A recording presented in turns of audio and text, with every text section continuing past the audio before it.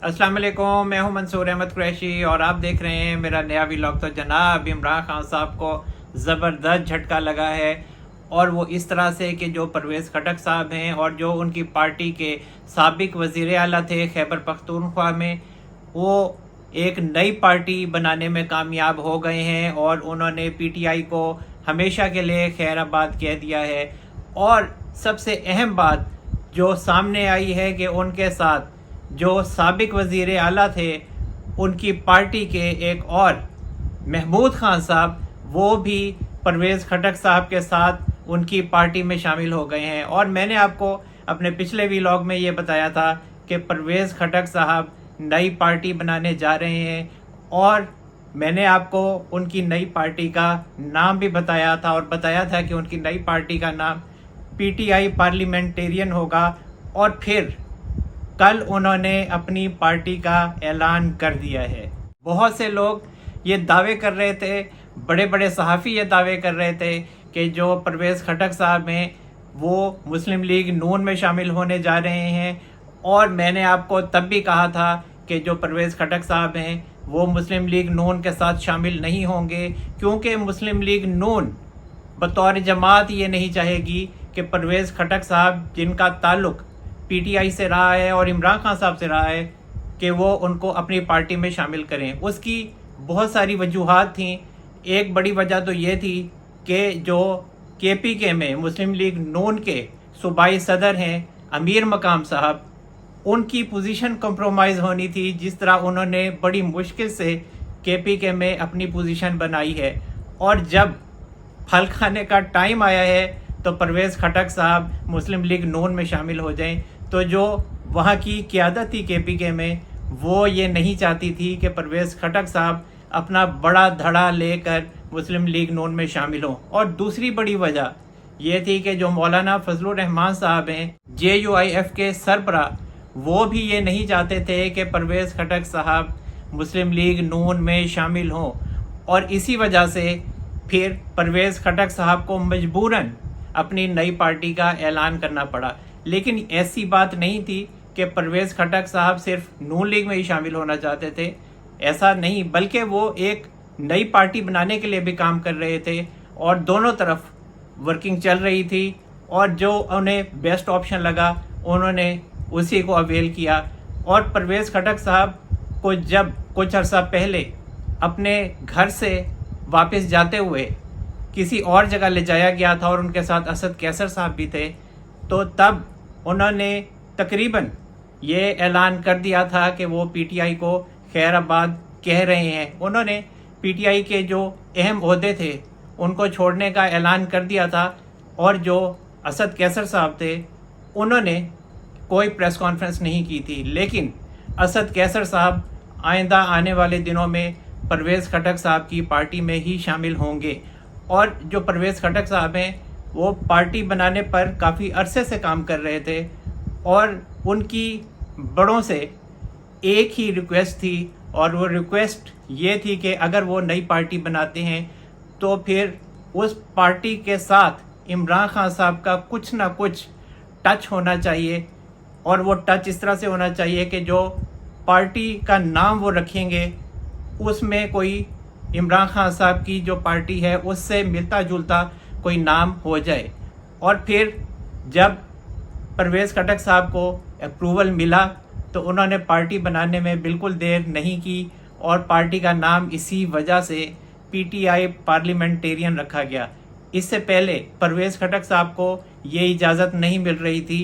कि जो पीटीआई का नाम है वो अपनी पार्टी के नाम के साथ जोड़ें, लेकिन फिर परवेज़ खटक साहब को अप्रूवल मिल गया। और परवेज़ खटक साहब को माजी में ये कहा जाता रहा कि आपने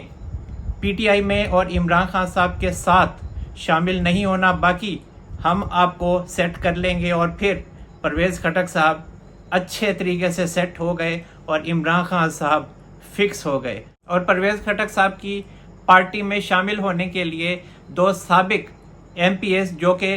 केपीके असम्बली से ताल्लुक़ रखते थे, उनको बाकायदा तौर पर जेल से रिहा किया गया। और वो इस तरह से स्टोरी है कि जो दो MPs थे जो कि मलिक वाजिद साहब थे और अरबाब वसीम साहब थे,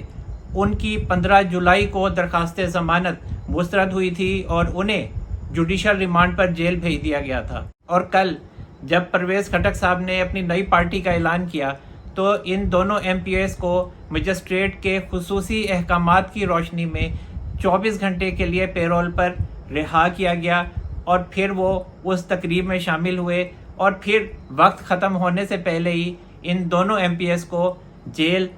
मुंतकिल कर दिया गया। और जो परवेज़ खटक साहब हैं, अगर ये सवाल किया जाए कि वो जहांगीर तरीन साहब की इस्तेहकाम पाकिस्तान पार्टी में क्यों शामिल नहीं हुए,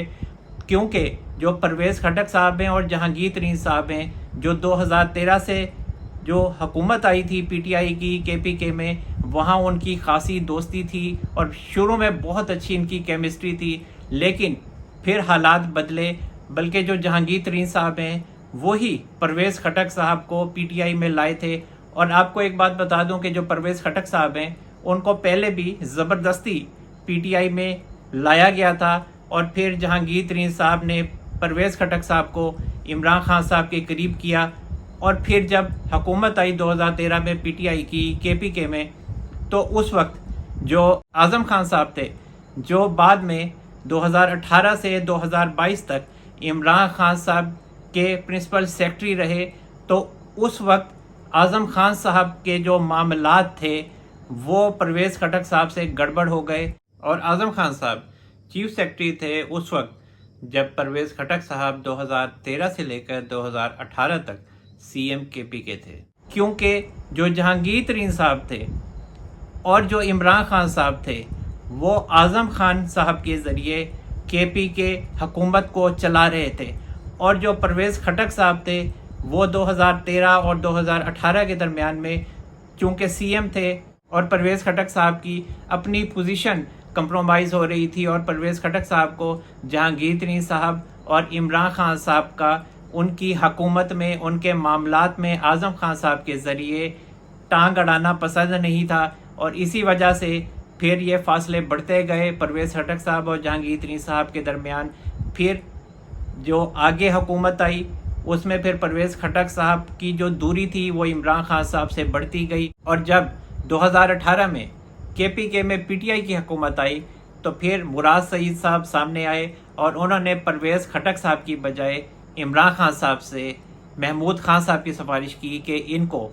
KPK CM लगा दिया जाए। और फिर इमरान खान साहब ने महमूद खान साहब को CM KPK लगा दिया। और फिर जो फासले थे परवेज़ खटक साहब के वो बढ़ते गए, महमूद खान साहब CM बन गए और जो आज़म खान साहब थे वो चीफ सेक्रेटरी से इमरान खान साहब के प्रिंसिपल सेक्रेटरी बन गए, क्योंकि इमरान खान साहब वज़ीर आज़म बन गए थे। और जहांगीर तरीन साहब से फासले बढ़ते गए और जो फिर जहांगीर तरीन साहब हैं उनको आज़म खान साहब ने साइड पे किया और वो ख़ुद इमरान खान साहब के करीब आ गए। और जो परवेज़ खटक साहब थे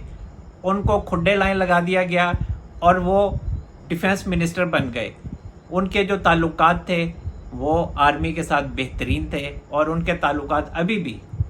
आर्मी या इस्टेब्लिशमेंट के साथ बेहतरीन है। और इसी वजह से उन्हें खुल के खेलने का मौका दिया गया है और उन्हें कहा गया है कि आप नई पार्टी बना लें। और उन्हें उनकी फरमाइश पे जो PTI का टच था वो उनकी नई पार्टी में टच भी दे दिया गया और पार्टी बन गई PTI पार्लियामेंटेरियन। इमरान खान साहब को दो तरह का धचका लगा है। अगर आप देखें, परवेज़ खटक साहब ने उनकी पार्टी को छोड़ा,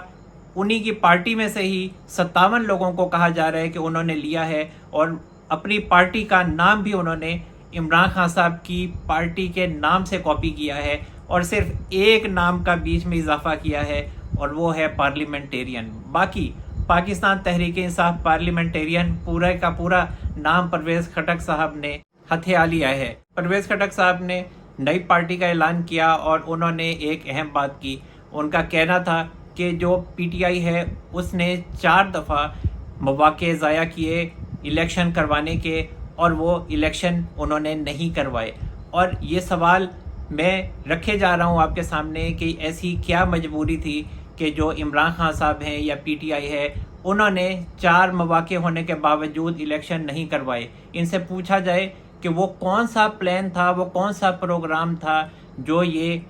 खेल उस प्रोग्राम के तहत खेलना चाहते थे। एक और अहम खबर कि आज मिलिट्री कोर्ट्स में सिविलियंस के ट्रायल के खिलाफ जो दरखास्तें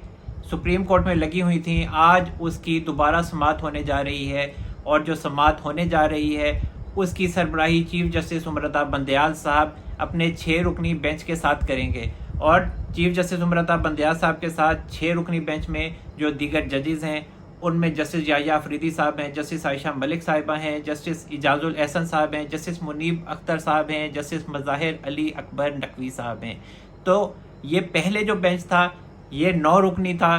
फिर जस्टिस काजी फाइज ईसा साहब और जस्टिस तारिक मसूद साहब बीच में से निकल गए, और उन्होंने अपनी वजूहात बता दी थी कि प्रैक्टिस एंड प्रोसीजर बिल के ऊपर स्टे है, और जब तक वो स्टे नहीं हटाया जाता और जो rules and regulation supreme court के नहीं बनाए जाते तो तब तक वो इस बेंच में नहीं बैठेंगे। उसके बाद जो मंसूर अली शाह साहब थे उनको भी हुकूमत ने साइड पर करवा दिया कि जो दरख्वास्त गुजार हैं जवाद ख्वाजा साहब, वो जस्टिस मंसूर अली शाह साहब के रिलेटिव्स हैं, तो इस वजह से जस्टिस मंसूर अली शाह साहब इस केस से अलहदा हो जाएं, और फिर जस्टिस मंसूर अली शाह साहब इस बेंच से अलहदा हो गए। तो अब जो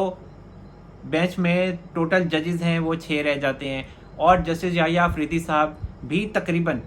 चीफ जस्टिस उमरता बंदयाल साहब के बनाए गए बेंच के ऊपर अदम इत्माद कर ही चुके हैं, और वो ये कह चुके हैं, अपनी राय दे चुके हैं कि चीफ जस्टिस उमरता बंदयाल साहब को मिलिट्री कोर्ट्स में सिविलियंस के ट्रायल के खिलाफ जो दरखास्तें आई हैं उसके हवाले से फुल कोर्ट बना देना चाहिए। लेकिन चीफ जस्टिस उमरता बंदयाल साहब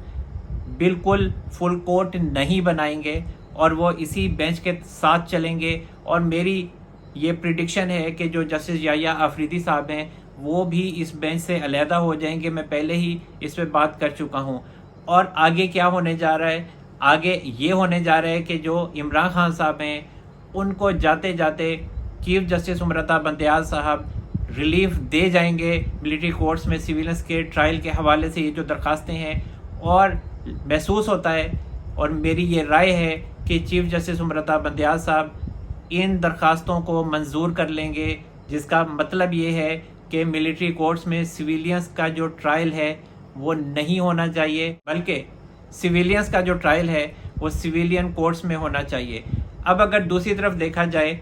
कि जो इमरान खान साहब का मामला है 9 मई के वाक़यात के हवाले से, वो भी एक तरफ चलता दिखाई देता है। पहले तो ये मामला था कि मिलिट्री कोर्ट्स में जो इमरान खान साहब का ट्रायल का मामला था उसके हवाले से काफ़ी ज़्यादा हवा चल रही थी, लेकिन अब सूरत हाल ये दिखाई दे रही है कि जिन केसेस में इमरान खान साहब को दहशतगर्दी एक्ट के तहत नामजद किया गया है वो 12 केसेस हैं, और वो केसेस जो हैं अब इंसदादे दहशतगर्दी की अदालत में लगाए जा रहे हैं, मतलब सिविलियन अदालतों में लगाए जा रहे हैं। और मिलिट्री कोर्ट्स में इमरान खान साहब का ट्रायल फ़िलहाल रुका हुआ है, और महसूस होता है कि जो इस्टेब्लिशमेंट है वो वेट एंड सी की पॉलिसी पर तकिया किए हुए है। और अब ये लग रहा है कि इमरान खान साहब का पहले फेज़ में 9 मई के वाक़यात के हवाले से जो ट्रायल का मामला है वो सिविलियन अदालतों में चलेगा, और सूरत हाल को देखा जाएगा, परखा जाएगा कि जो सिविलियन अदालतें हैं, इंसदादे दहशतगर्दी की जो अदालतें हैं, वो इमरान खान साहब के साथ कैसा बिहेव करती हैं, क्या फ़ैसला देती हैं इमरान खान साहब के ख़िलाफ़। लेकिन जो चीफ जस्टिस उमरता बंदयाल साहब हैं वो इमरान खान साहब को पूरा रेस्क्यू करेंगे इस केस में, और जो हुकूमत है और जो इस्टेब्लिशमेंट है उसके लिए वो कुछ ना कुछ मुश्किलात पैदा कर सकते हैं अपनी तरफ से। वो एक अलग बात है कि उनके फ़ैसले को नहीं माना जाएगा, और उनका जो मकसद है वो ये है कि वो जाते जाते सुप्रीम कोर्ट में कोई ना कोई फ़ैसला लिख कर रख जाएंगे जो थोड़ा बहुत जो है वो जहनी कोफ्त का बायस ज़रूर बन सकता है हुकूमत और रियासत के लिए, लेकिन वो बड़ा मसला रियासत के लिए या इस्टेब्लिशमेंट के लिए नहीं बनेगा। अब अगर देखा जाए कि अगर इस्टेब्लिशमेंट अपनी बात मनवाती है और वो अपनी बयानिए पर कायम रहती है कि इमरान खान साहब का मिलिट्री कोर्ट्स में ही ट्रायल होगा, और वो ट्रायल शुरू कर देती है या सज़ा भी दे देती है, तो भी इमरान खान साहब दरख्वास्त दायर कर सकते हैं या अपील दायर कर सकते हैं सज़ा के ख़िलाफ़ भी, या उनके ख़िलाफ़ ट्रायल हो रहा है तो उसके ख़िलाफ़ भी। और वो कहाँ दरख्वास्त दायर कर सकते हैं, वो पाकिस्तान की हाई कोर्ट्स में दरख्वास्तें दायर कर सकते हैं सज़ा के ख़िलाफ़ भी या फिर ट्रायल के ख़िलाफ़ भी, और सुप्रीम कोर्ट में भी वो दरख्वास्तें दायर कर सकते हैं। तो वहाँ पर بھی عمران خان صاحب کو ریلیف تو مل سکتا ہے، لیکن میرا خیال یہ ہے کہ جو چیف جسٹس عمر الطاف بندیال صاحب ہیں ان کے جانے کے بعد پھر عمران خان صاحب کی جو کنوکشن ہے وہ سٹارٹ ہو جائے گی، اور عمران خان صاحب میں نے جیسا کہ آپ کو بتایا کہ وہ ڈسکوالیفائی ہو جائیں گے اور اریسٹ بھی ہو جائیں گے۔ اور یہ صورتحال آپ دیکھ لیں کہ عمران خان صاحب کی اگر یہ خوش فہمی ہے کہ انہیں الیکشن لڑنے دیا جائے گا یا ان کے نوجوانوں کو الیکشن لڑنے دیا جائے گا، بلکہ اب عمران خان صاحب یہ بھی کہہ رہے ہیں کہ وہ زیادہ سے زیادہ وکلا کو ٹکٹس دیں گے، تو میرا خیال ہے کہ ان کو الیکشن میں کھڑے ہونے نہیں دیا جائے گا، خصوصی طور پر عمران خان صاحب کو، وہ اس وجہ سے کہ یہی تو وجہ ہے کہ پرویز خٹک صاحب کی نئی پارٹی بنائی گئی ہے، اور ان کی پارٹی میں پی ٹی آئی کی جو عمران خان صاحب کی پارٹی ہے ان کے لوگوں کو توڑ کر پرویز خٹک صاحب کے ساتھ جوڑا جا رہا ہے، اور دوسری طرف استحکام پاکستان پارٹی ہے جہانگیر ترین صاحب کی، تو وہاں پہ بھی پی ٹی آئی کے لوگوں کو لایا جا رہا ہے عمران خان صاحب سے توڑ کر، اور جو چودھری شجاع صاحب کی مسلم لیگ کاف ہے وہاں پہ بھی یہی صورتحال ہے۔ تو یہ صورتحال اسی وجہ سے ہے کہ عمران خان صاحب کو الیکشن میں حصہ لینے نہیں دیا جائے گا۔ اور دوسری طرف حکومت جو ہے اس نے بھی ملٹری کورٹس میں سویلینس کے ٹرائل کے خلاف سپریم کورٹ میں 31 صفحات پر مشتمل اپنا جواب جمع کروا دیا ہے، جس میں انہوں نے استدعا کی ہے کہ ملٹری کورٹس میں سویلینس کے ٹرائل کے خلاف جو درخواستیں آئی ہیں ان پہ فل کورٹ بنا دیا جائے، اور یہ بھی کہا ہے انہوں نے کہ جو ملٹری ایکٹ ہے اور جو اسپیشل سیکرٹ ایکٹ ہے، یہ جو دونوں قوانین ہیں یہ آئین پاکستان سے پہلے کے ہیں، اور آج تک ان دونوں قوانین کو کسی نے بھی چیلنج نہیں کیا ہے، اور پاکستان جو ہے اس کے خلاف بیرونی سازشیں ہو رہی ہیں، اور اسی وجہ سے یہ جو دونوں قوانین ہیں یہ لازم و ملزوم ہیں۔ اور کلبھوشن یادو اور ڈاکٹر شکیل کا جو معاملہ ہے وہ بھی اسی سلسلے کی کڑی ہے جو بیرونی سازشیں پاکستان میں ہوئی ہیں، تو اسی وجہ سے یہ دونوں قوانین ابھی تک ایکٹیو رکھے گئے ہیں۔ باقی عمران خان صاحب کا جو ٹرائل کا معاملہ ہے، دو تو پکے کیسز ہیں عمران خان صاحب کے خلاف توشہ خانہ کے حوالے سے اور القادر ٹرسٹ کیس کے حوالے سے، اور جو 9 مئی کے جو واقعات ہیں جیسا کہ میں نے آپ کو بتایا کہ فوج ویٹ اینڈ سی کی پالیسی پر عمل درآمد کرے گی، اور وہ سویلین عدالتوں میں عمران خان صاحب کے ٹرائل کو دیکھے گی، اور اب نظر آ رہا ہے کہ ابھی فی الحال عمران خان صاحب کا جو 9 مئی کے واقعات کے حوالے سے ٹرائل ہے وہ سویلین عدالتوں میں ہونے جا رہا ہے، اور آپ کو پتہ ہے کہ اس حوالے سے جی آئی ٹی بھی بن چکی ہے اور عمران خان صاحب اس جی آئی ٹی میں پیش بھی ہو چکے ہیں۔ تو پھر اگر چیف جسٹس عمر الطاف بندیال صاحب واپس گھر چلے جاتے ہیں تو پھر بہت زیادہ ممکنات میں سے ہے یہ کہ ملٹری کورٹ میں عمران خان صاحب کا ٹرائل اس وقت شروع ہو جائے، اور ابھی عمران خان صاحب کے خلاف زیادہ پریس کانفرنسز نہیں آئی ہیں، جو وہ غلط کاموں میں ملوث رہے ہیں، سازشوں میں ملوث رہے ہیں، تو اس حوالے سے ابھی کسی نے کوئی پریس کانفرنس ایسی کوئی بڑی نہیں کی، اور جو 9 مئی کے واقعات کے حوالے سے حکومت بارہا یہ کہتی رہی ہے کہ عمران خان صاحب غیر ملکی ایجنڈے پر ہیں اور پاکستان مخالف سازشوں میں مصروف ہیں، اور ان کے ہمارے پاس ثبوت ہیں، تو اس حوالے سے بھی ابھی حکومت یا اسٹیبلشمنٹ ثبوت سامنے نہیں لے کے آئی ہے، اور جس دن وہ ثبوت سامنے آ گئے تو وہ ثبوت میرا خیال یہ ہے کہ وہ بندیال صاحب کے جانے کے بعد آ سکتے ہیں، اور ان ثبوتوں کی روشنی میں جو عوام کو اسٹیبلشمنٹ اور حکومت دکھا سکتی ہے، اس کی روشنی میں عمران خان صاحب کے خلاف ملٹری ایکٹ اور اسپیشل سیکرٹ ایکٹ کے تحت یقیناً کارروائی ہو سکتی ہے۔ ایک اور اہم خبر کو بھی ڈسکس کر لیتے ہیں کہ کل army chief general Asim Munir صاحب کی زیر صدارت 258ویں کور کمانڈر کانفرنس ہوئی، جس میں army chief general Asim Munir صاحب نے خطاب کیا، اور ان کا کہنا تھا کہ جو افغانستان سے پاکستان کے خلاف ٹارگیٹڈ دہشت گردی ہو رہی ہے اس میں ٹی ٹی پی کے لوگ ہیں اور کچھ دہشت گرد ملوث ہیں، اور ان کی طرف سے جو اسلحہ استعمال کیا جا رہا ہے وہ بہت خطرناک ہے، کیونکہ خبریں آئی ہیں کہ جو اسلحہ ٹی ٹی پی کے لوگوں کی طرف سے اور دہشت گرد گروپوں کی طرف سے پاکستان میں دہشت گردی پھیلانے کے لیے استعمال ہو رہا ہے وہ زیادہ تر یا تو امریکن ہے یا پھر وہ نیٹو کا ہے۔ تو اب جو فوج ہے وہ اس حوالے سے ایک بڑی پلاننگ کر رہی ہے، اور ٹارگیٹڈ آپریشنز اب آئندہ آنے والے دنوں میں شروع کیے جائیں گے، اور ابھی بھی ہو رہے ہیں، बड़े टारगेटेड ऑपरेशंस की भी तैयारी हो रही है और अफ़गानिस्तान में जो अफ़गान हुकूमत है उसको भी बार बार ख़बरदार किया गया है कि वो